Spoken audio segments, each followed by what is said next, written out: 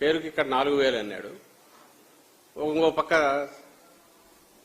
వాళ్లకు రావాల్సినవి జగన్మోహన్ రెడ్డి గారు నిజంగా ఎట్లా గౌరవించాలా వాళ్ళను సమాజం అనుకుంటామో ఆ రకంగా వాలంటీర్లను పెట్టి ఇంటి దగ్గరికి ఫస్ట్ వాళ్ళకి వెళ్ళి ఇచ్చి ఇంట్లో మన తల్లులను చూసుకున్నట్టు మన తల్లిని చూసుకున్నట్టు అంత గౌరవంగా జగన్మోహన్ రెడ్డి గారు చూసుకుంటే ఆ ఉన్న వ్యవస్థను దాన్ని అది తనకు చెడ్డ పేరు వస్తుంది, లేదంటే తన మంచి పేరు అంతా జగన్మోహన్ రెడ్డి గారికి పోతుంది అని ఒక డమ్మీ దీన్ని పెట్టించి ఎన్నికల కమిషన్ కంప్లైంట్ ఇప్పించి ఆ నిమ్మగడ్డ రమేష్ తన ఏజెంట్ లాంటి నిమ్మగడ్డ రమేష్లతో టీడీపీ ఏజెంట్ లాంటి కార్యకర్త లాంటి నిమ్మగడ్డ రమేష్ తదితరులతో అదే పనిగా ఒక సంస్థను పెట్టించి దాని మీద ఎడాపెడా లీగల్ బ్యాటిల్ చేసి సుప్రీంకోర్టుకు పోయి ఆ లాయర్లందరూ చంద్రబాబు పెట్టకపోతే వీళ్ళు పెట్టుకుంటారు రిటైర్డ్ అయ్యే ఆఫీసర్ల వల్ల వాలంటీర్లను వాళ్ళను వ్యవస్థను పక్కన పెట్టేంత వరకు తోసి ఏది మన పెన్షన్లకు సంబంధించి ముఖ్యంగా అవి కాక చాలా సేవలు చేస్తున్నారు వాళ్ళు.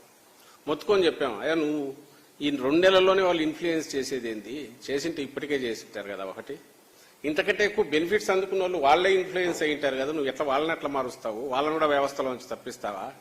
ఈ 66 లక్షల మంది వృద్ధులను కానీ ఇతర బెనిఫిషరీస్ని కానీ అది నీ వల్ల అవుతుందా? అనవసరమైన ఇది సిస్టమ్ను చెడగొడుతున్నావు, మళ్ళీ నువ్వే ఆ పాపం చేసిన వాడు అవుతావు, జాగ్రత్త అని హెచ్చరించాం. అయినా సరే అది వాళ్ళ వ్యవస్థ వాలంటరీ వ్యవస్థ వాళ్ళని పక్కన పెట్టేంతవరకు వదల్లా,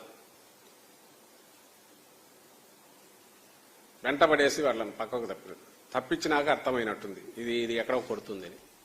ఇమ్మీడియట్ ప్లేట్ మార్చి ఉన్న ఉద్యోగులందరినీ ఇళ్లకు పంపించుకోమని అట్లా మొదలుపెట్టారు.